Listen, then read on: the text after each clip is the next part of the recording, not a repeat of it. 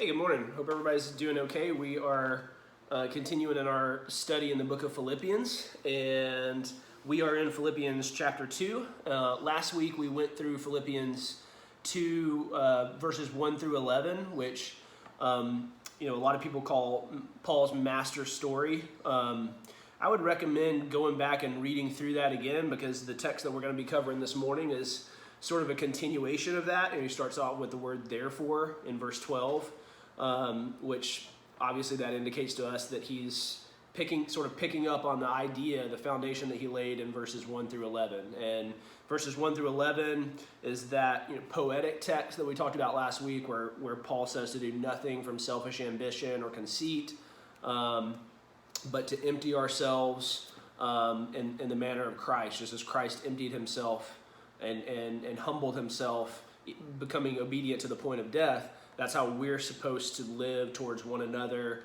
Of course, we live that way towards one another, in our families, in our neighborhoods, in our community. It's totally applicable to all that. But last week we said the main focus is how we are interacting with one another in a local church community of faith. And there were a couple things that struck me as I read through.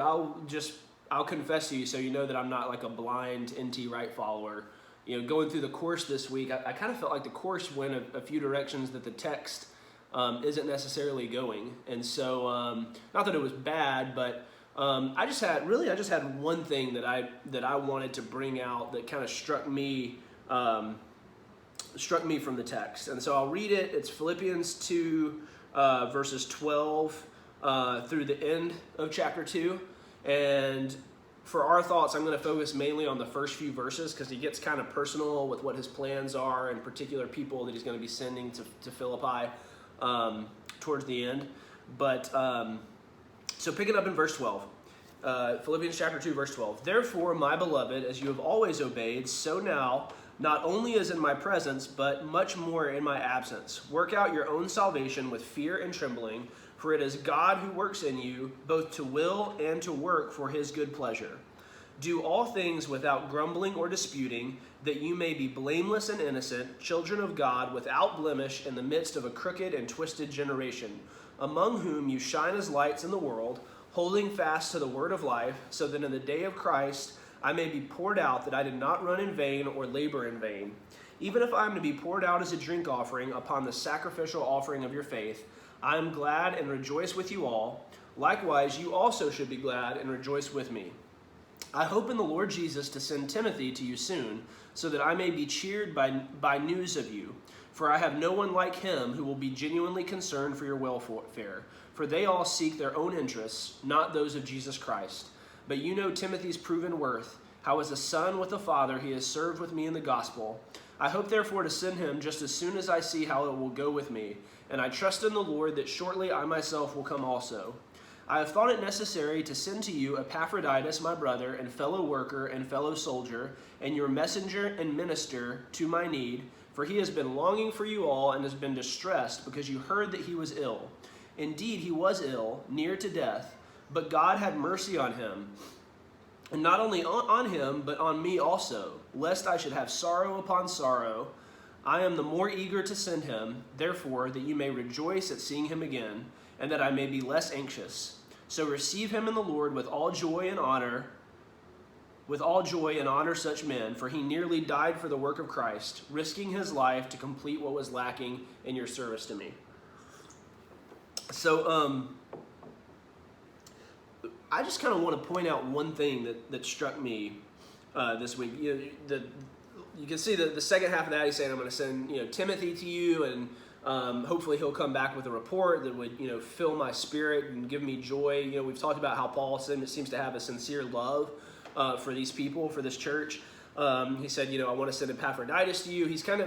I think it's important, the second part of chapter 2, because it reminds us that this is a letter. It's kind of become a cliched thing that we say, but it's very true that when we read New Testament epistles, we are going into someone else's mailbox and we're reading their mail.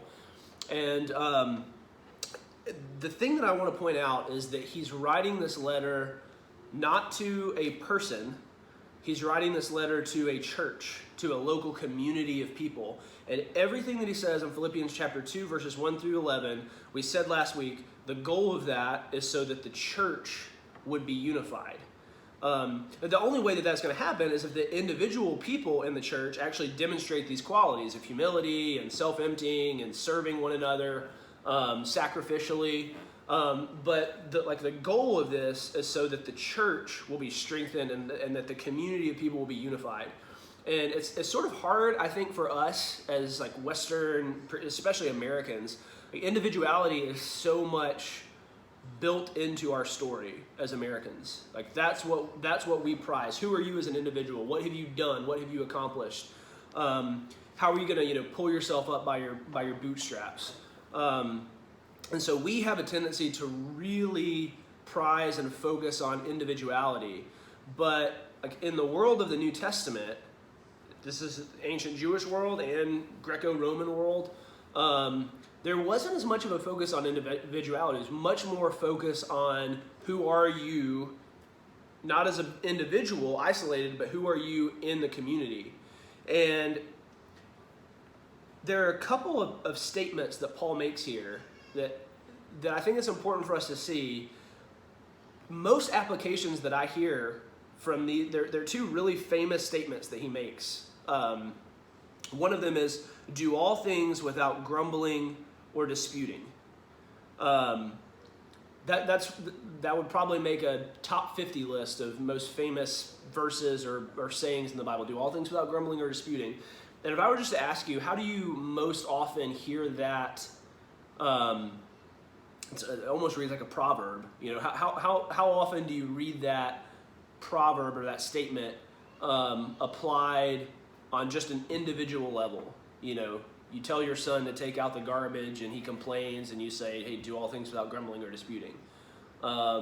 Or you hear someone sincerely looking at themselves and saying, I've got to start, I've got to have a better attitude. I've got to start, doing my job without grumbling or disputing.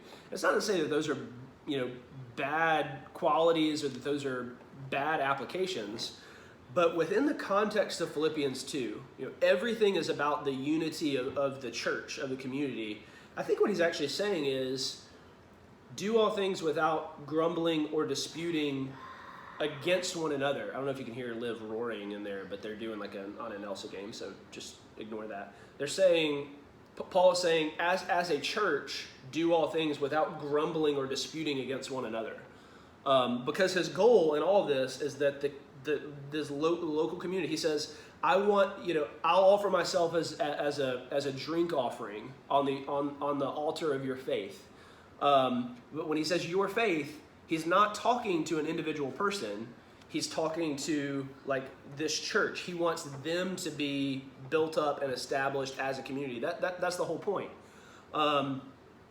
So I think we could all ask ourselves, like, have you ever grumbled, about a person in your local church? Like, I have. Have you just in your life, maybe not specifically at NTC, but any church you've ever been a part of, has there been a person that you have like grumbled against? Maybe because you disagree with them theologically, maybe because they annoy you, or things have just never clicked with you. Like that is what Paul is speaking against, because the smallest like grumble or dispute with another person could actually cause division and friction in a local community of faith. And Paul is saying, I'm trying to go to great lengths to make sure that does not happen with these people in Philippi.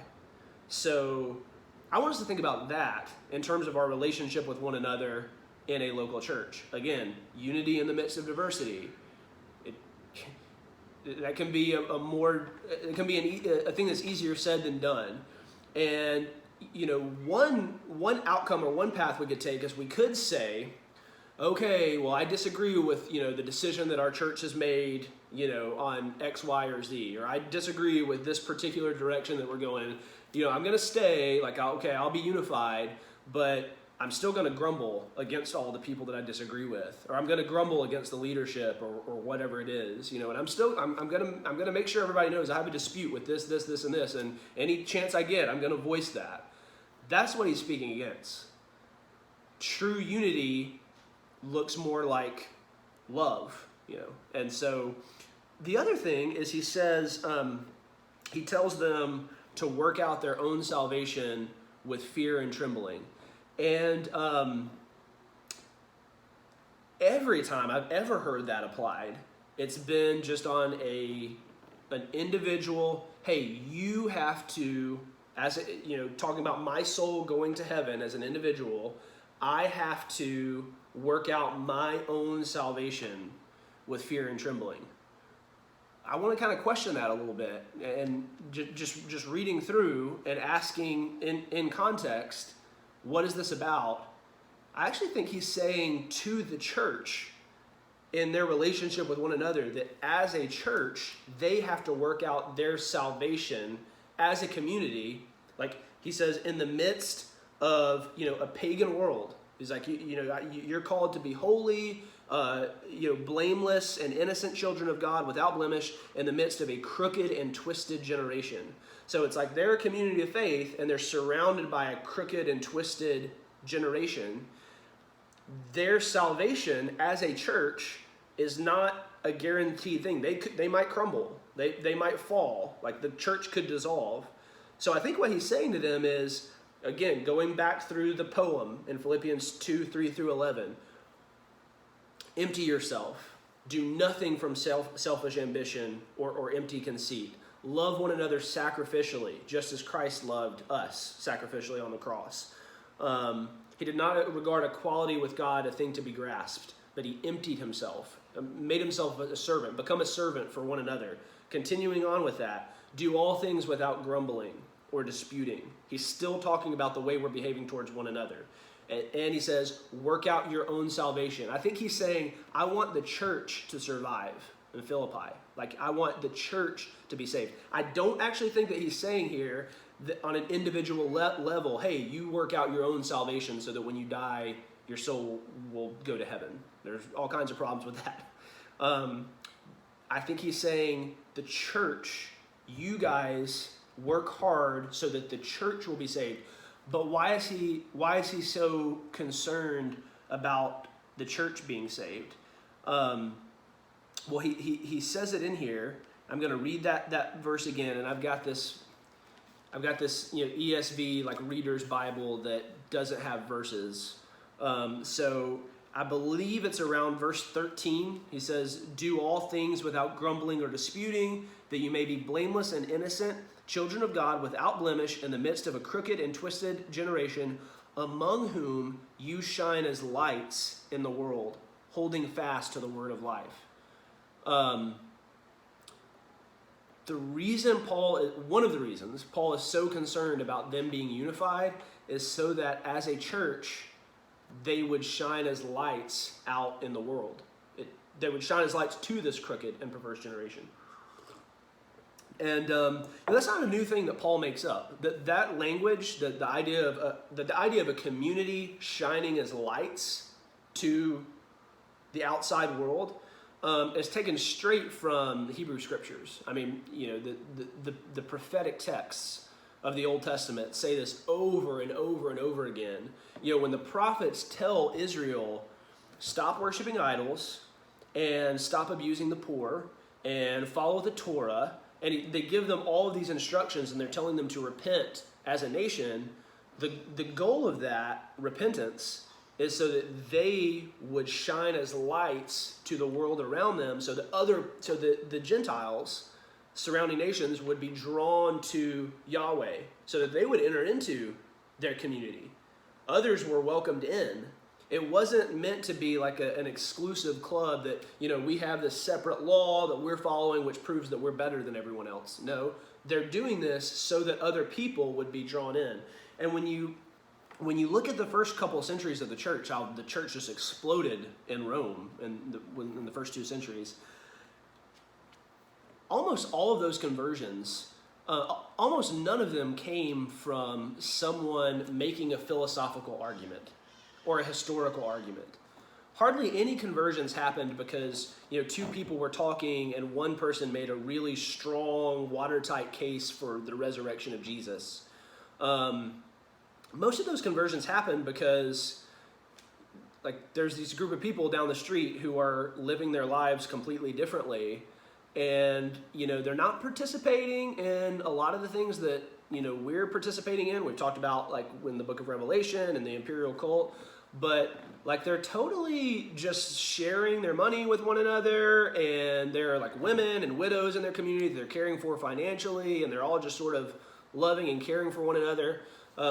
When Sarah and I got married, she got me this book that was I was really interested into this guy at the time who wrote a lot about just the first century church, and he's like a Mennonite Mennonite pastor, and he has this book that it's called "We Don't Speak Great Things, We Do Them."